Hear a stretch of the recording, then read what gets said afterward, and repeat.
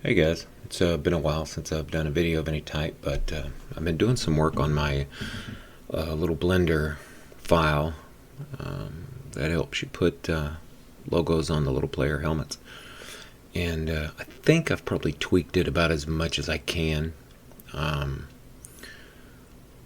pretty happy with it for the most part. The biggest thing I think was actually getting the renders to look better. They're not faded anymore. It was just a lighting thing, a setting that is default in Blender, and I just had to switch it up for something else because it's a setting that is more geared towards people doing fancy scenes and video and things like that. So all I needed was a basic setting that let you see the colors and made everything look like it should, and it's so far so good. It looks pretty good now, and you don't have to do any extra stuff. I mean, unless you just wanted to, but I think it comes out pretty good by default now. But the other change I made was I changed the UV mapping to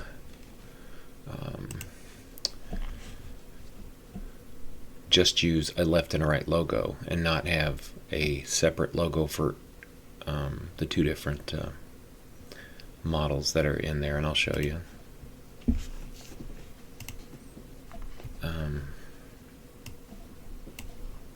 I have the left and right side of the helmet as a plane, which is just a flat surface, and then I have the curved one that's more 3D that I rotate to get those weird angles. The player's at that little odd angle when he's running. And then you have, of course, the front, and it also is used on the directly in the front, directly in the back view. But the direct side views are just the flat plane. But the way I had it set up was you had to kind of place a logo for each one. And that was getting tedious when I knew that all I had to do was do some tweaking to size, and it wouldn't be a problem. So now all you would need is a logo on the left and a logo on the right, or vice versa. This is technically the left side of the helmet, that's the right side of the helmet. But it works out better now. So I'll show you. Now you can see how it's just a big jumbled mess. That's basically both UVs. This is the, let me get another one. Alright, that one. This, oh man, I am. Oh well, you get the picture. This is the one that goes on the plane, and this is the one that goes on the little 3D one that gets rotated around the this one over here. But basically, as long as you keep the logo right about there somewhere, it'll show up on both, and it looks pretty good. And you only have to do half the work, so to speak. And that's really it.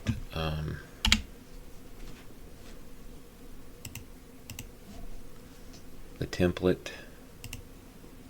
This is the template, and still pretty much this front corner of the helmet, depending on which whether it's a straight on, the flat plane or the 3D one. The 3D one, if you get up in this area, the face mask will cover it. So the best thing to do is just stay over in here, stay out of the away from the red area, and just in this area here. And I'm going to do this one right now just to show you. It's a new little league I'm working on for myself. It'll probably just carry me through for a while as far as playing, but this is full size, 100%, so this is the full size. And all this red down here, you just ignore it. I didn't want to resize the image because it kind of makes it wonky in Blender, so I just left it the same size. Just I got rid of the bottom. But Now I need to resize my horse. Let's see. Yeah, that'll fit good there. Alright, so that's 30%. Image, resize, 30, good. Copy. And then just paste it as a layer. And then move it into place to where you think it's going to look good. Then paste the next one as a, you can do a layer or a selection, whichever one you want. Just keep it highlighted so you can reverse it. And try to line it up pretty good here. That's probably about right, I think. Alright, and then I'll go down here. This is the template layer here. I turn that off, and this is all you need because these two are placed in the proper spot. So you just want to hide that bottom part so you don't see that when you save it.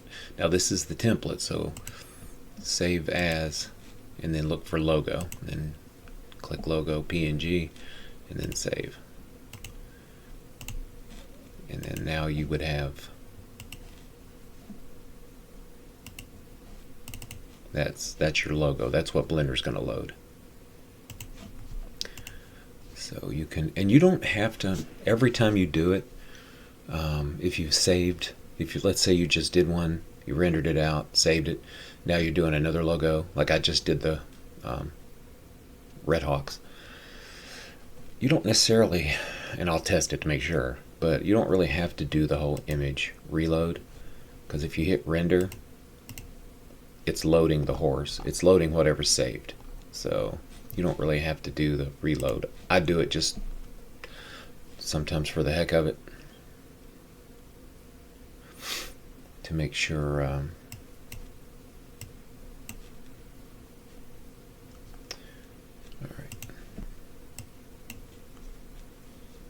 oh, come on now. Alright, good. Blender will do that. So do a lot of saving. But now if I hit image, reload, there's the horse. Now you see it didn't reload over here though. That's no big deal. It kind of functions differently. If you just go up here to the viewport shading, just click one of these and then go back, you'll see that the new one is loaded. So if you're like me and you almost just have to see it there, just hit image, reload, and then whatever you just just did or created over here will get reloaded back in. And then all you have to do is hit render image. And up here you'll see it rendering. It does sample. It'll say rendered O of 4. So it's going to go through 4 different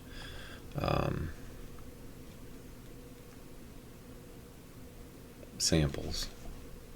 I think it does it. Let's see. Yeah, it does it. You see these little corners. It'll do like a section at a time. But since there's nothing really on here except for the little logos, tiny logos, everything else is transparent, it doesn't take too long.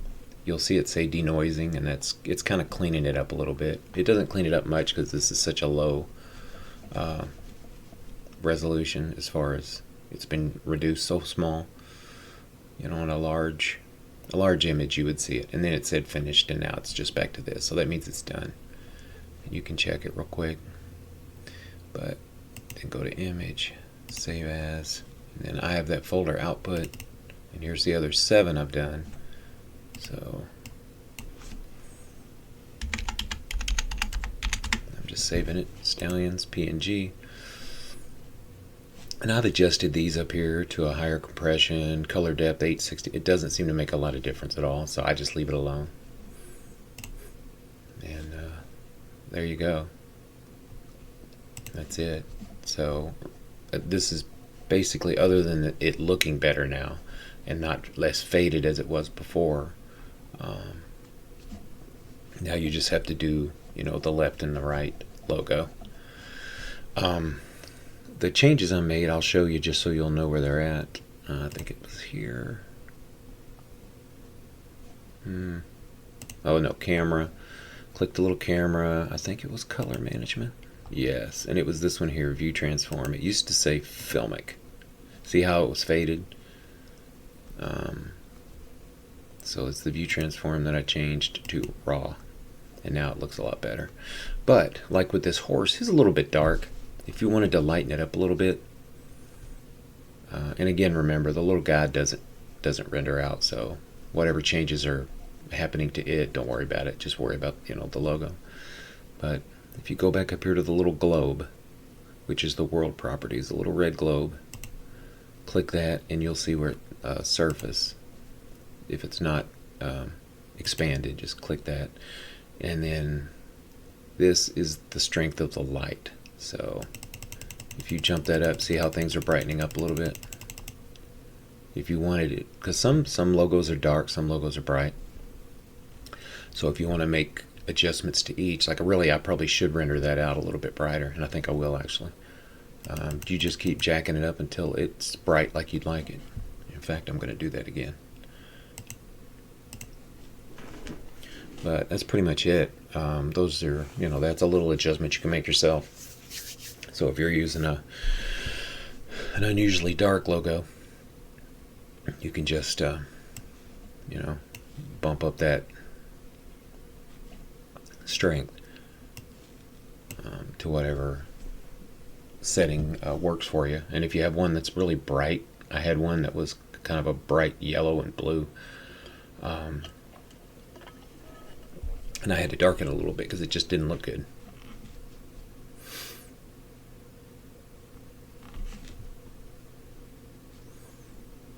And it doesn't take long.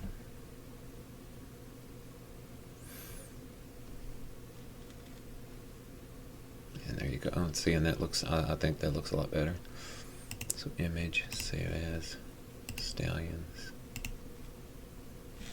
And that's it. But really, that's pretty much it. And I think I had this set to 1.5 as default. But that's that's an adjustment you can make. But other than that, that's pretty much it. So hopefully they look better, and the simplifying the textures will make it a little less labor intensive, I guess, for as much as it is. And after every time you render something out, you don't have to save anything. You could just open this up like I did. And once you've used it a few times, down here in the recent files, you'll see the one you just used. So like you can go ahead and do 5, 10, 20 renders, for a league. And after you finish each render, you don't have to hit this file and save or anything. Just once you've made the render, then you would, do the image and save as for the render.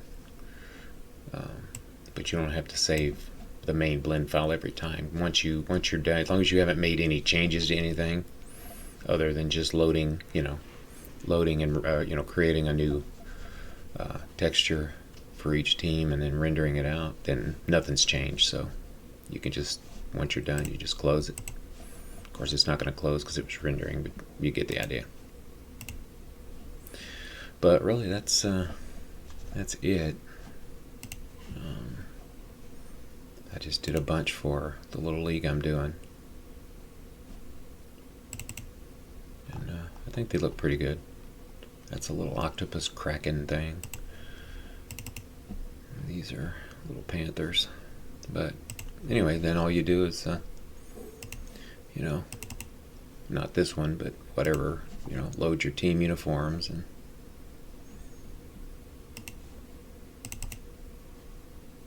start placing them on there.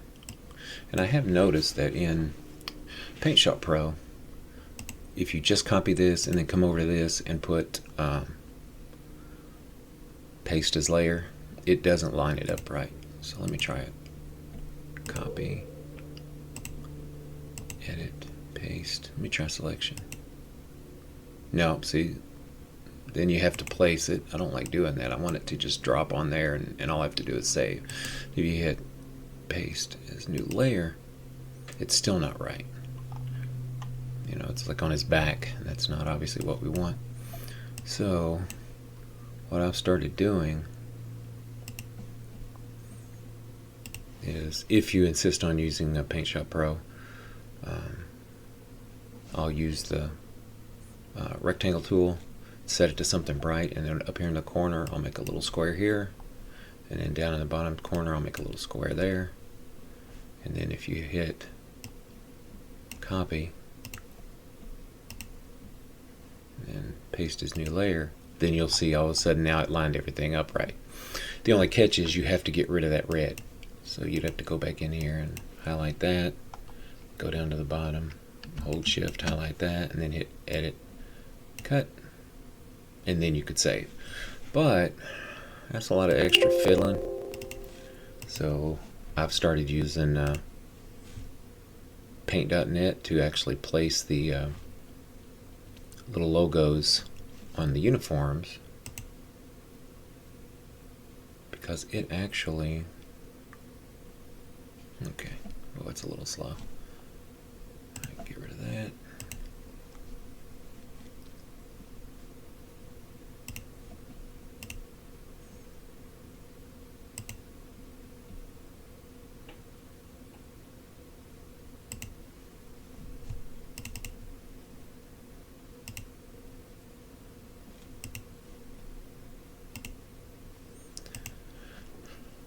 So now you don't have to do anything up there to make it line up. I think, let's see, I don't use this a lot.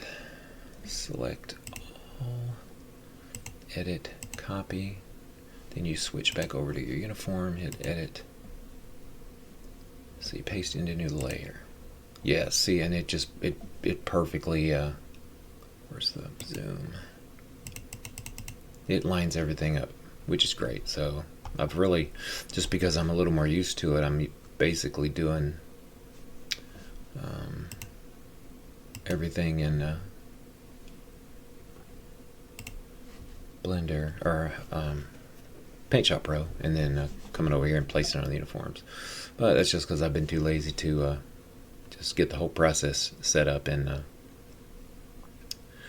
Paint.net. But I'll work on that myself, so I don't have to fidget back and forth between both. But anyway, hopefully those changes have helped, and now you only have to do, 2 logos, and basically just stay out of the red and just keep the logo up in here. Usually, as long as you keep it up in this area right here, it shows up fine. Not really set up to do any kind of tricky logos like the old Birmingham Bolts or the old XFL or anything like that, or even Michigan Panthers, because anything down here in some of the little images is going to get cut off by the player's shoulders and their back and stuff. So really up in this area up in here is the best place to keep the logo. But it's a pretty simple process, and I think it makes it a little bit better, playing the game and seeing the little logos on there. But I think that's pretty much it. I'll put this up. I'll leave the old one up, but then I'll put this one up too, and I'll just call it Helmet Logos 2 Side or something like that, so that way you'll know it's just the one where you only have to have the 2 instead of coming down here and doing the other 2. So that's really, the only difference, other than the changes to making the render look a little better. But in the one I released earlier on Facebook, I think over the past week, I think it was, that one's, nothing's really changed from that one except just the I just retextured to make it all work here. But anyway, hope you all enjoy it, and hope this saves you a little bit of work. See ya.